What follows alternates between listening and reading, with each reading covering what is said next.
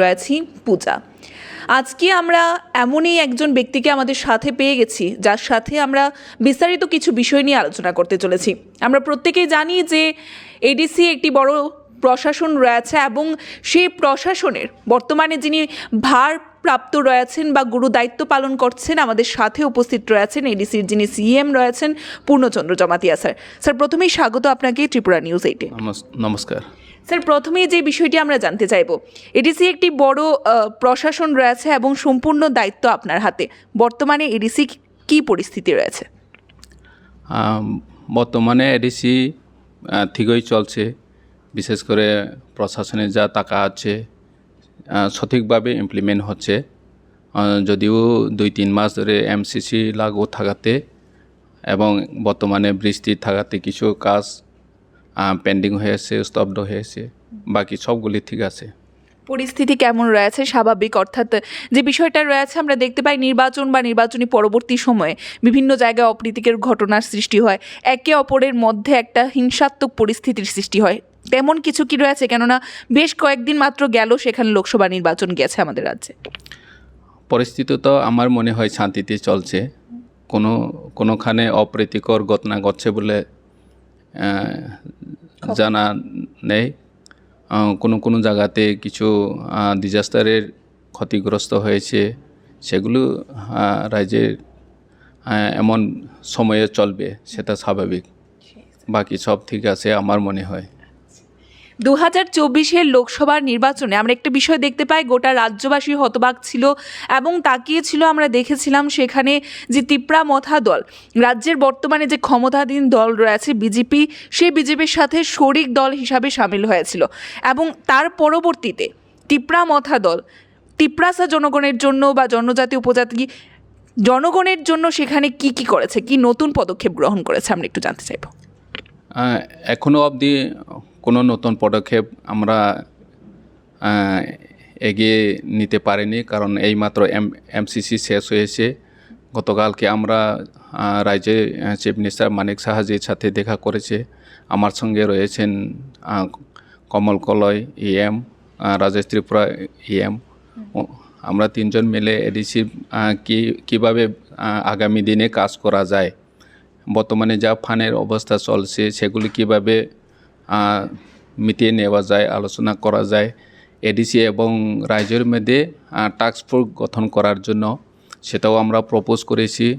Share taxes যা পাচ্ছে সেটা দিয়ে এডিসি চালানো খুবই মুশকিল, সেটাও বাড়ানোর জন্য আমরা দাবি করেছি।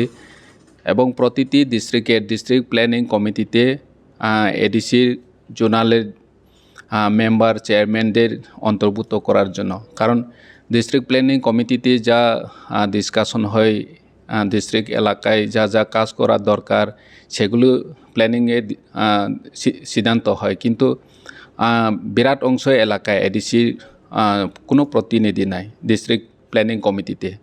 তো আমরা দাবি করেছি ডিস্ট্রিক্ট প্ল্যানিং কমিটিতে এডিসির জোনাল লেভেলের মেম্বারদের অন্তর্ভুক্ত করার জন্য। এছাড়াও রয়েছে এডিসিতে যেটা যুগ ধরে চলছে, 40 বছর ধরে চলছে, পেনশনের সমস্যা হচ্ছে, রিটায়ারমেন্ট বেনিফিট দেওয়ার জন্য সমস্যা হচ্ছে, সেগুলো মিটিয়ে দেওয়ার জন্য আমরা প্রস্তাব রেখেছি। কারণ প্রতি বছর 300, 400, 350 জন রিটায়ার যাচ্ছে, তো তাদের জন্য আলাদা কোনো ফান্ড নেই। সেটা আমরা চিফ মিনিস্টার সাহেবকে বলেছি, উনিও নজর দিয়ে শুনছে। তো আগামী দিনে সলিউশন করার জন্য অ্যাসুরেন্স দিয়েছে। স্যার, একটা বিষয়ে নিশ্চয়ই আপনারা আলোচনা করেন, যে বিষয়টা হচ্ছে একটা সময় আমরা আপনাদেরই বলতে শুনতাম যে রাজ্যের বর্তমান যে গভর্নমেন্ট রয়েছে, বিজেপি গভর্নমেন্ট, আপনাদেরকে ফান্ড দেয় না, এই ধরনের একটা অভিযোগ আপনাদের থাকতো। কিন্তু বর্তমানে আপনারা শরিকে রয়েছেন, কিন্তু তারপরেও আমরা দেখতে পাই আমাদের ফুটেজ রয়েছে এমন কিছু জায়গার যেখানে এখনও তিপ্রাসার জনগণেরা অনেকটাই দরিদ্র সীমার নিচে রয়েছে, যাদের বাড়িতে এখনও পর্যন্ত বিদ্যুৎ নেই, জল নেই, বা রাস্তাঘাটও এখনও পর্যন্ত ঠিক নেই, ভেতরের দিকে যদি আমরা কিছুটা যাই। তো সেই বিষয়গুলি কবে সমাধান হবে স্যার? গতকালকে সেটা নিয়েও আমরা আলোচনা করেছি। রাজ্যের সবচেয়ে প্রবলেম পানীয় জল এবং বিদ্যুতের অব্যবস্থা এবং রাস্তাঘাট। সবসময় রোড ব্লক হতো জলের জন্য, পানীয় জলের জন্য। ইলেকট্রিক অব্যবস্থার জন্য বিক্ষোভ করে জনগণ। রাস্তাঘাট ব্যবস্থা নেই, অলওয়েদার রোড চলতে পারে না, সেটা নিয়ে প্রতিবাদ হয়। আমরা গতকালকেও চিফ মিনিস্টার সাহেবের সাথে যখন আলোচনা করেছি তখন মেনশন করেছি, উল্লেখ করেছি যে যাতে এই সমস্যাগুলি আপনার টেনুরে যাতে এডিসি এলাকার সমাধান করা যায় কিনা চিন্তা ভাবনা করুক, আমরা প্রস্তাব দিয়েছি। উনিও অ্যাসুরেন্স করেছে, আপনিও ওনাকে জিজ্ঞেস করতে পারেন আপনি যে এডিসি প্রতিনিধিদের সাথে যে ডিসকাশন হয়েছে সেটা কবে নাগাদ পূরণ হবে চিফ মিনিস্টার সাহেব জানবে। আমাদেরকে অ্যাসুরেন্স করেছে, আমরা এডিসিতে আসার জন্যও নিমন্ত্রণ দিয়েছে। আজকে আমি লেটারও পাঠিয়েছেন, ইনভাইটেশন কার্ড, এডিসিতে ভিজিট করে এডিসি কি মৌলিক সমস্যা রয়েছে সেটা জানার জন্য এডিসিতে রিভিউ মিটিং করতে ইনভাইট করেছি। আগামী দিনে আশা করি চিফ মিনিস্টার সাহেব এবং বর্তমান রাজ্য আমাদের এডিসির পরিস্থিতি ভালো করে দেখবেন। কিন্তু বিগত দিনগুলিতে অনেক সমস্যার কাছে, বিশেষ করে ফান্ড যেভাবে রাজ্য সরকার অ্যাপ্রুভ করেছে সেটা দিয়ে এডিসির চালানো খুবই মুশকিল। ডেপুটেড স্টাফের টাকা দেওয়ার জন্য ঠিকভাবে টাকা আসে না, স্যালারি মাসে মাসে যে দেওয়ার কথা অনেক সময় পেন্ডিং হয়ে যেত। আশা করি আগামী দিনে রাজ্য সরকার সেই সমস্যাগুলি সমাধানের জন্য প্রচেষ্টা করবে। আমরাও দাবি রাখবো, প্রেসার দিব, সেই দিশাতে আমরা চলবো। স্যার, আমরা দেখতে পাই যে লোকসভা নির্বাচন দুটি আসনে লড়াই হয়, পশ্চিম এবং পূর্ব ত্রিপুরা। এর মধ্যে পূর্ব ত্রিপুরাতে আমরা দেখতে পাই কৃতি সিং দেববর্মন সেখানে তিনি লড়াই করেছেন এবং প্রচুর সংখ্যার ভোটের ব্যবধানে তিনি সেখানে জয়যুক্ত হয়েছেন। এবারে তিপ্রাসাদের যে দাবি রয়েছে গ্রেটার ত্রিপুরাল্যান্ড, যে বিষয়টা নিয়ে আমরা বহু আলোচনা দেখতে পাই, রাজনীতিতে বিশেষভাবে আলোচনা মুখর থাকে এই বিষয়টায়। আমরা একটু জানতে চাইবো এবারে কি কৃতি সিং দেববর্মন সাংসদ হিসাবে তিনি গিয়ে সেখানে সাংসদে কি সেখানে এই বিষয়টিকে নিয়ে তিনি আলোচনা করবেন, এই গ্রেটার ত্রিপুরাল্যান্ডের দাবিকে নিয়ে বিষয়টি নিয়ে তিনি তুলবেন, এরকম কিছু আলোচনা হয়েছে আপনাদের মধ্যে? আমাদের পার্টির তরফ থেকে সবসময় দাবি থাকবো, সেটা আমাদের মৌলিক দাবি। গ্রেটার ত্রিপুরাল্যান্ড দাবি থাকবো। ভারতীয় সংবিধানে লেখা যতদিন থাকবে ততদিন আমরা গ্রেটার ত্রিপুরাল্যান্ড ডিমান্ড করব। কিন্তু আমাদের মাননীয় এমপি সাহেবা উনি লোকসভাতে এই বিষয় নিয়ে প্রশ্ন উত্থাপন করবেন কিনা সেটা পার্টিতে এখনও অবধি আলোচনা হয়েছে কিনা আমি জানা নেই, কারণ আমি পার্টির সুপ্রিমো না। পার্টি সুপ্রিমোর সাথে কোনো আলোচনা হয়েছে কিনা সেটা আমি এখনও অবধি জানি না। এবারে আমরা গতকালকে সদ্য ঘটে যাওয়া একটি ঘটনা আমরা দেখতে পেয়েছি।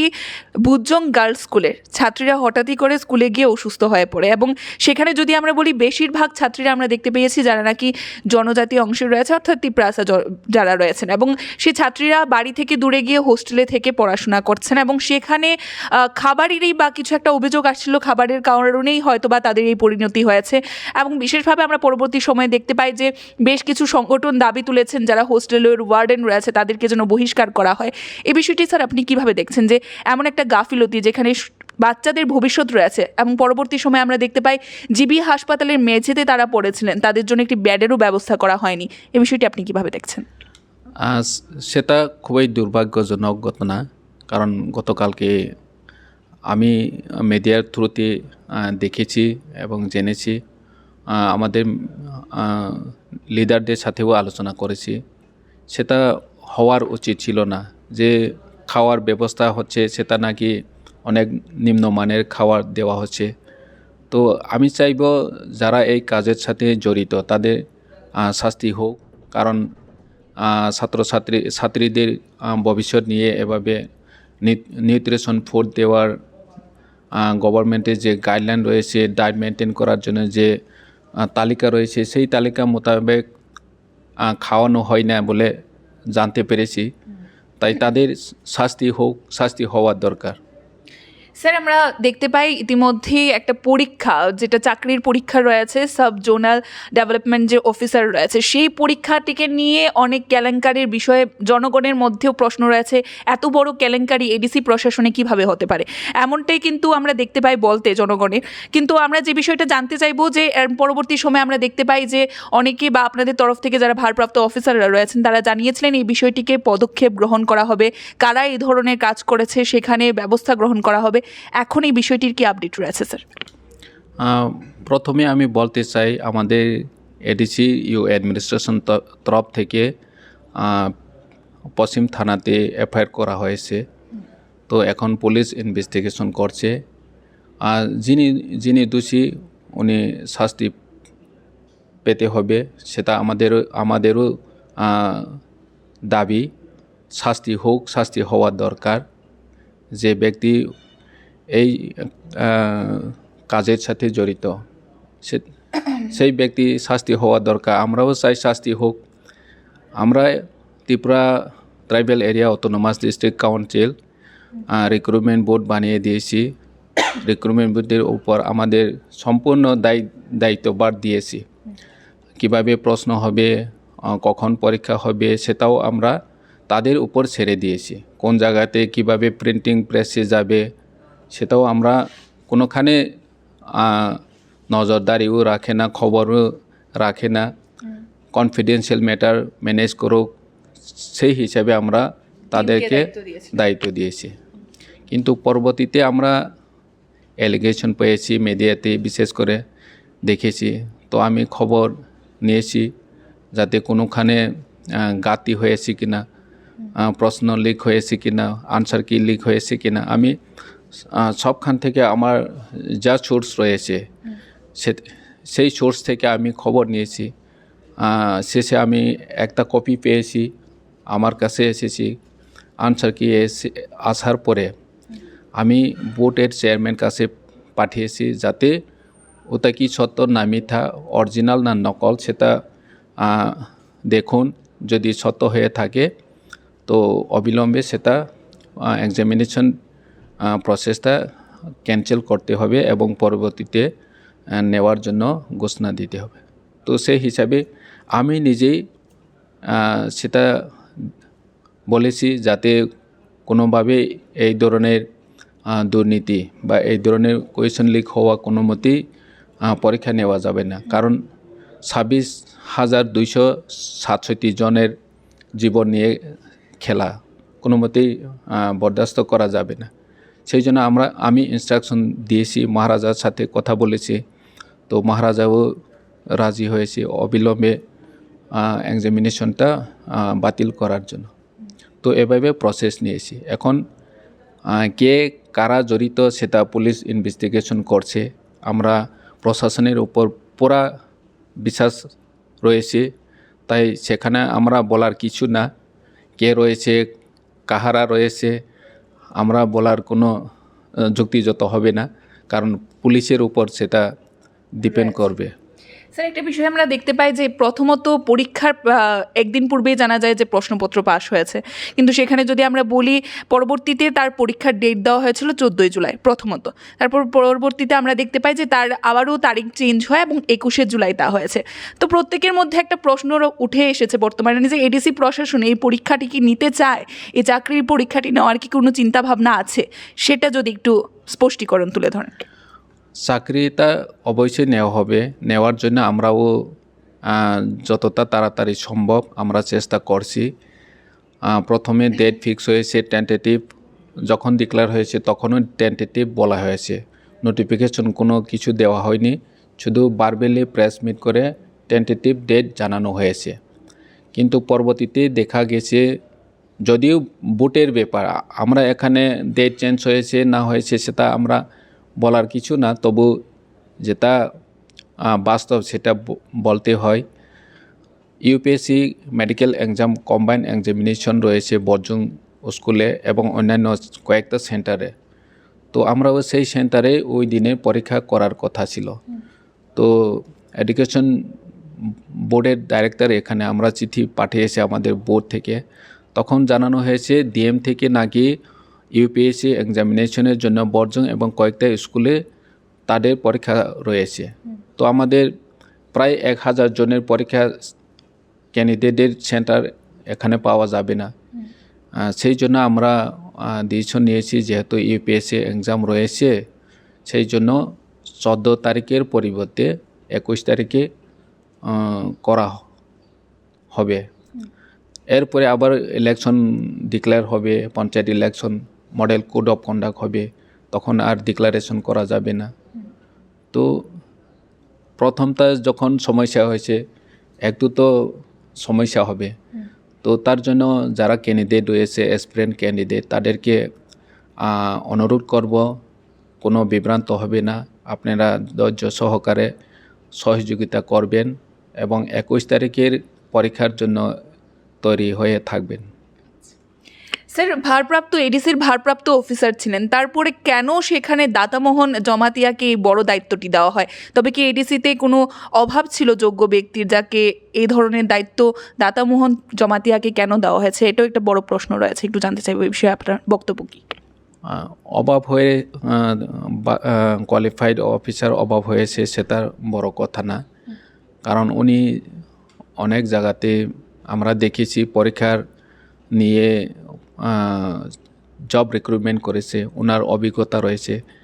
কারণ সবাই জানে এডিসিতে এইবার প্রথম রিক্রুটমেন্ট হয়েছে রিটেন এক্সামিনেশনের মাধ্যমে। এর আগে 39 ইয়ার হয়েছে কোনো রিক্রুটমেন্ট রিটেন এক্সামিনেশনের মাধ্যমে নেওয়া হয় না। তো আমরা এইবার প্রথম শুরু করেছে। তো কাকে বার দিয়ে আমরা শুরু করব, আমরাও ঠিক সিদ্ধান্ত নিতে পারিনি কোন ব্যক্তিকে দিলে ভালো হবে, সেটা আমরা বিবেচনা করে প্রথমে সিদ্ধান্ত নিয়েছি। সবার সিদ্ধান্ত মোতাবেক আমরা ওনাকে দিয়েছি, যেহেতু অন্যরা অন্য কাজের ব্যস্ত আছে।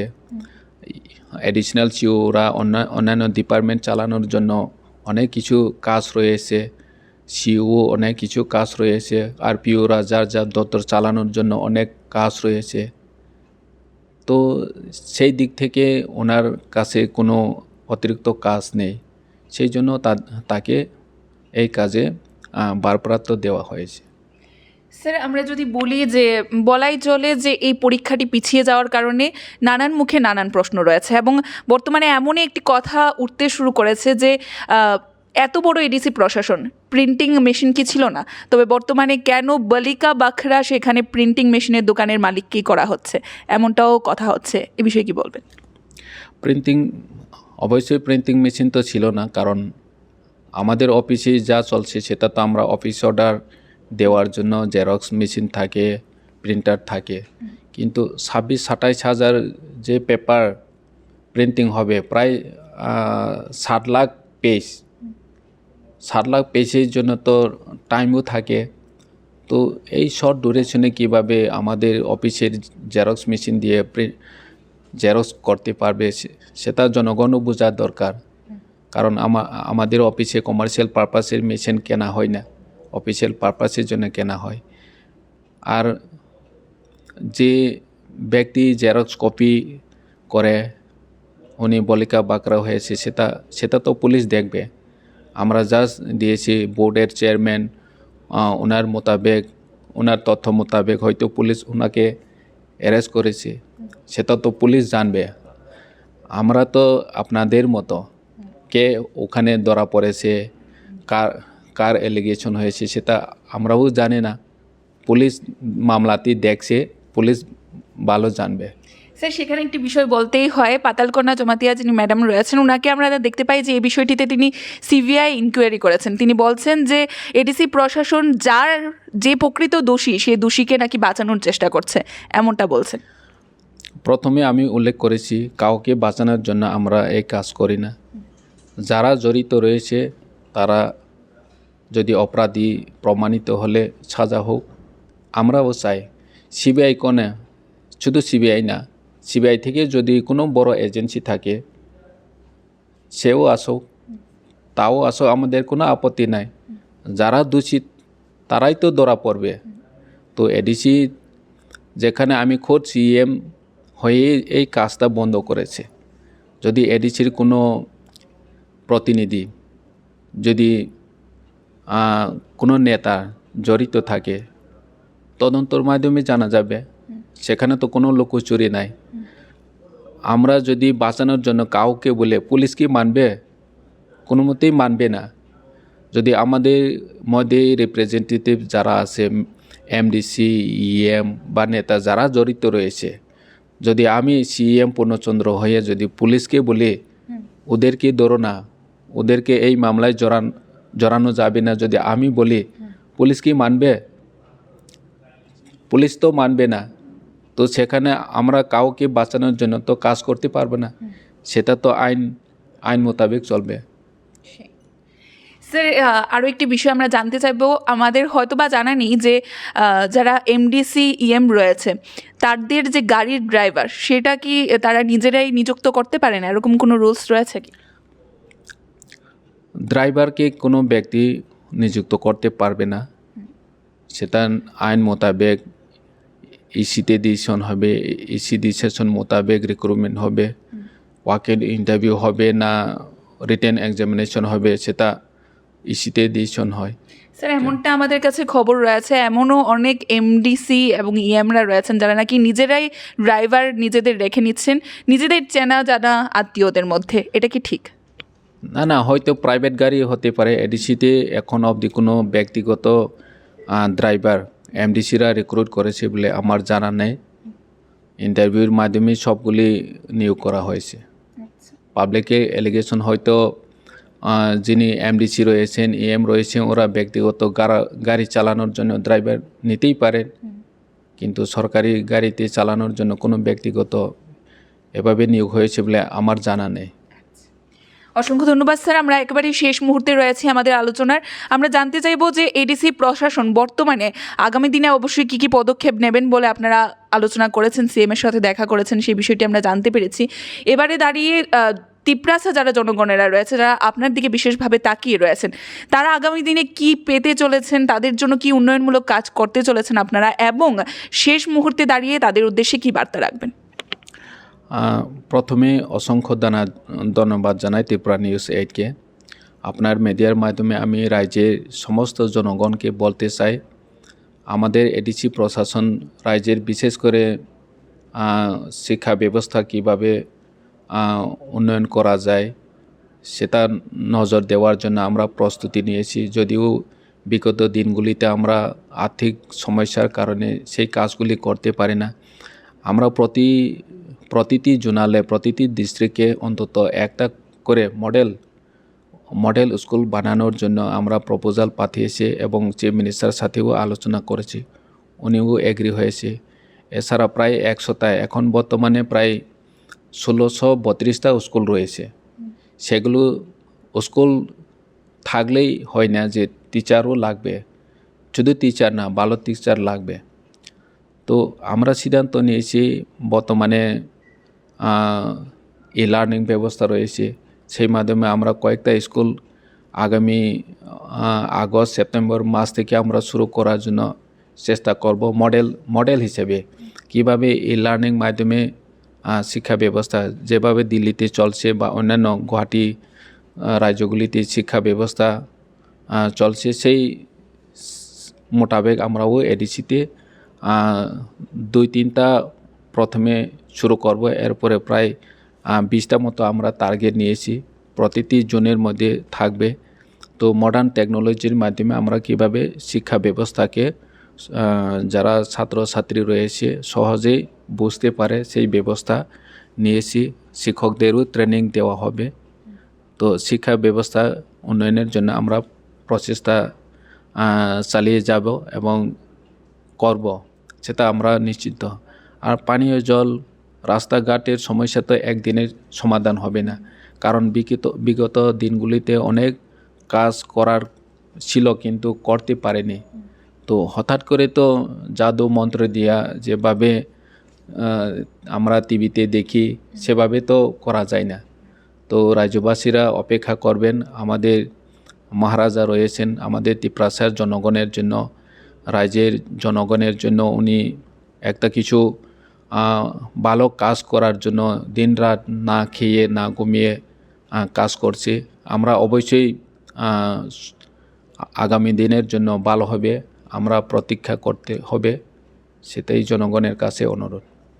অসংখ্য অসংখ্য ধন্যবাদ স্যার। আমরা জানি অবশ্যই স্যার অনেকটা ব্যস্ত থাকেন, তার মধ্যে আমাদের গুরুত্বপূর্ণ সময় দিয়েছেন, তার জন্য অসংখ্য ধন্যবাদ স্যার। আমরা ইতিমধ্যে আশা করি যে পরীক্ষাটি রয়েছে সাব জোনাল ডেভেলপমেন্ট অফিসারের পরীক্ষা থেকে শুরু করে রাজ্যে এডিসিকে নিয়ে বিশেষ কিছু প্রশ্ন জাগান্বিত হয়েছিল বিশেষভাবে সাধারণ জনগণের মধ্যে, সেগুলোর হয়তোবা আমরা কিছুটা সমাধান আপনাদের কাছে পৌঁছে দিতে পেরেছি।